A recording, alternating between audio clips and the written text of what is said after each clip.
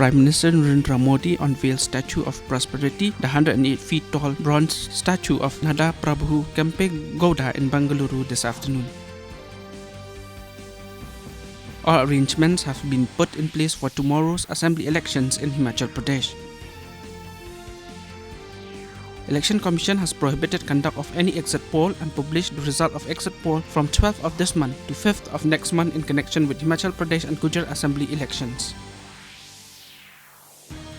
The centre has formulated an adoption plan to promote export of millet. The government has planned to facilitate participation of exporters, farmers and traders in 16 international trade expos and buyer-seller meet for exports and promotion of Indian millets across the globe. Vice President Jagdeep Dhankar will embark on a 3-day visit to Cambodia today to attend the Asian-Indian Commemorative Summit and the 17th East Asia Summit.